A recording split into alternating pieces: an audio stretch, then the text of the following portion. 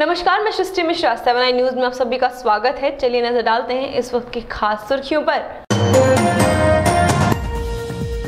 पश्चिम बंगाल के कूच बिहार में ममता पर बरसे पीएम मोदी, बोले स्पीड ब्रेकर दीदी आज चैन से सो नहीं पा रही हैं। सागर में वन विहार अधिकारी आर.के. द्विवेदी की मनमानी उजागर, सरकारी पैसे का जमकर कर रहे दुरुपयोग, जिम्मेदार नहीं ले रहे सुध। मंडला में बीजेपी प्रत्याशी फग्गन सिंह कुलस्ते ने भरा नामांकन, अभिनेत्री पूनम ढिल्लों समेत कार्यकर्ता रहे मौजूद। विदिशा के लटेरी में व्यवहार न्यायालय के नवीन भवन का हुआ लोकार्पण, न्यायमूर्ति आनंद पाठक ने फीता काटकर किया लोकार्पण।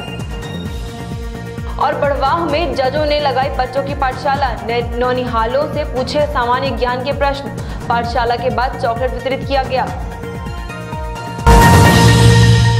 पश्चिम बंगाल के कूच बिहार में एक चुनावी रैली में प्रधानमंत्री नरेंद्र मोदी ने सूबे की मुख्यमंत्री ममता बनर्जी पर जमकर निशाना साधा।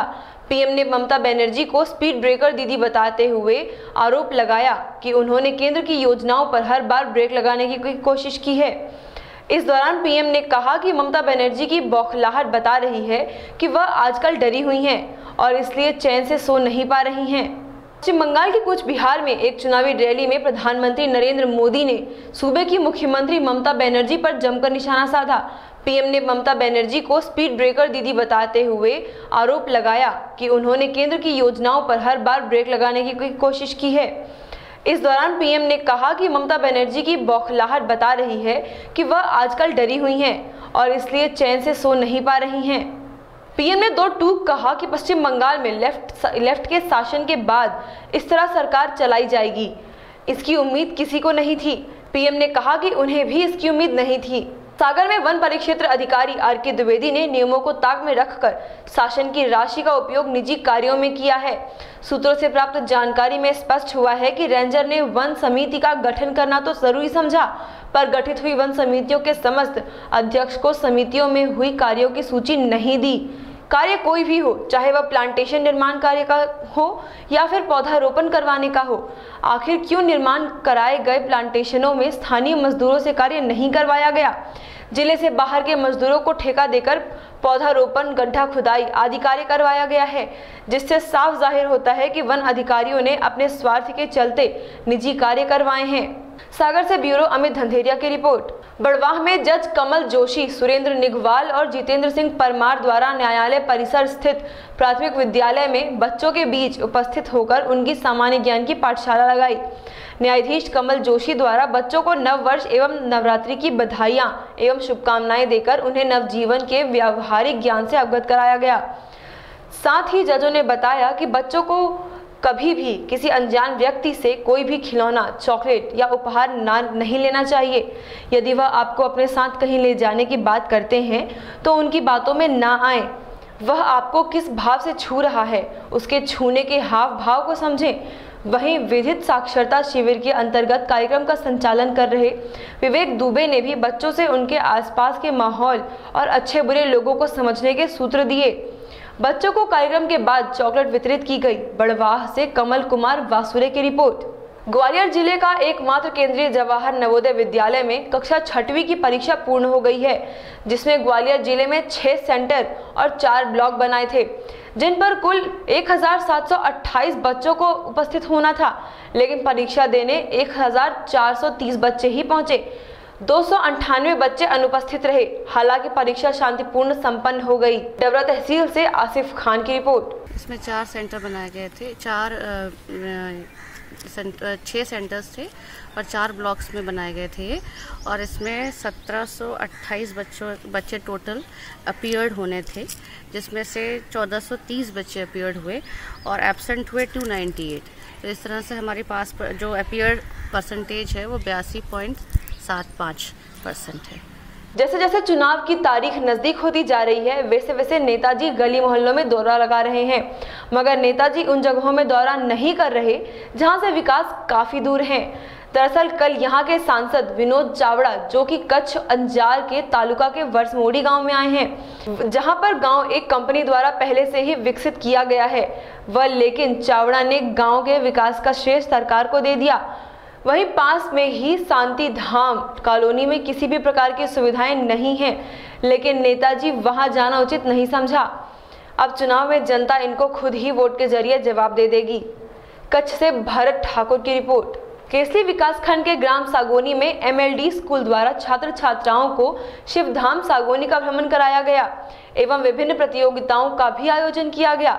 छात्र छात्राओं को वहां बाहरी शिक्षा के तहत कई वस्तुओं के नाम अंग्रेजी में बताए गए। वहीं ड्राइंग, पास बॉल, म्यूजिकल कुर्सी दौड़ में जीतने वाले छात्र छात्राओं को पुरस्कृत भी किया गया। MLD स्कूल के डायरेक्टर अतुल भाई डेवड़िया ने बताया कि भ्रमण एवं प्रतियोगिताएं छात्र छात्राओं के ज्ञान को बढ़ाने की प्रतियोगिता का आयोजन किया गया था। केसली से मनोज सिरोठिया की रिपोर्ट। मशहूर बॉलीवुड अभिनेत्री पूनम ढिल्लों बीजेपी प्रत्याशी फग्गन सिंह कुलस्ते के नामांकन दाखिल करने के अवसर पर मंडला पहुंची, जहां उन्होंने कुलस्ते को पारिवारिक मित्र बताते हुए उनकी तारीफ भी की। पूनम ढिल्लों ने कहा कि फग्गन सिंह कुलस्ते ने मंडला लोकसभा क्षेत्र में लगातार विकास के काम किए हैं। कुछ काम जो बच गए हैं उन्हें पूरा करने में वक्त लगेगा, क्योंकि कोई भी काम एकदम से पूरे नहीं हो सकते। पूनम ढिल्लों ने कहा कि फग्गन सिंह कुलस्ते आदिवासियों के बड़े नेता हैं। आप लोग सभी कुलस्ते जी को अच्छे मतों से विजय दिलाइए। हाँ, उन्होंने 60 साल में जो नहीं किया है, अगर 5 साल में कुछ कमी रह भी गई हो तो उसको नहीं 5 साल में तो पूरा देश नहीं बता जाए।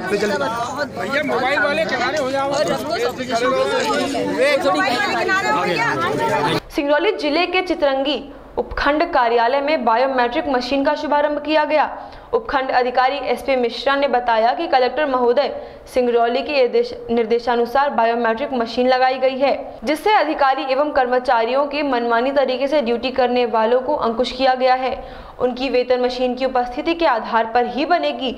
वहीं चितरंगी विकास खंड की पहली उपलब्धि है। सिंगरौली से शिवेंद्र धर द्विवेदी की रिपोर्ट।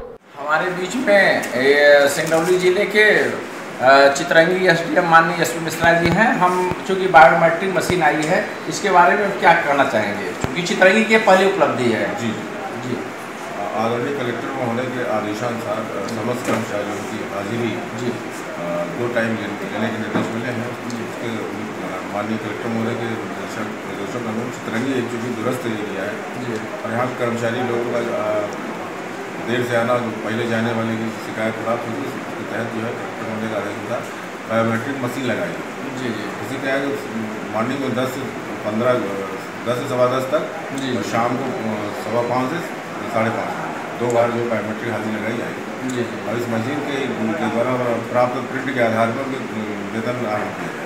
जी, मतलब जितनी उपस्थिति होगी जी महीने में उतना ही उनको मानदेय दिया जाएगा, वेतन दिया जाएगा। और यदि उन्होंने पूरे जो है शासकीय दिवसों में काम नहीं किया है तो उनको उनका जो आकस्मिक अवकाश जो अर्जित अवकाश उसमें सैंक्शन कर दिया जाएगा। इसमें कोई ऐसा है कि कर्मचारी हो, अधिकारी या माने इसमें क्यों तक का जो है तो सही लोग इसमें क्या है कि जो कौन से लोग कार्यालय में जो स्टाफ है उसके लिए है जी। और कलेक्टर सर ने तो फील्ड के स्टाफ के लिए एक ऐप लॉन्च किया है, तो बहुत जल्दी हो जाएगा। जो फील्ड के ऑफिसर है, जैसे तहसीलदार है, नायब तहसीलदार है, जो फील्ड में जो जाते हैं पटवारी हैं, उनके लिए ऐप्स होगा। ऐप्स अपने हल्के में अपने क्षेत्र में रहकर उनको हाजिर दी जाएगी। और जो अस्थायी कर्मचारी जो फील्ड वर्किंग नहीं कर रही है उनके लिए बायोमेट्रिक मशीन लगेगी। ठीक, इसी के हमारे खंड में सरकारी कर्मचारियों पे जो है नियंत्रण रहेगा।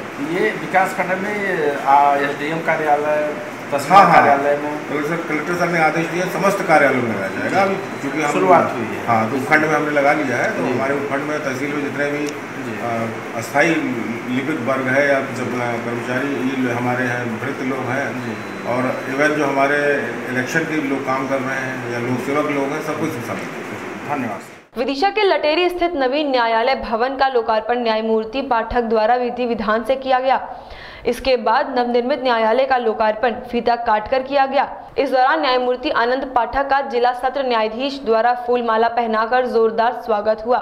इस मौके पर वरिष्ठ अभिभाषक कृष्ण मोहन शर्मा का सम्मान भी किया गया। इस दौरान विदिशा के DJ श्यामाचरण उपाध्याय भी मौजूद रहे।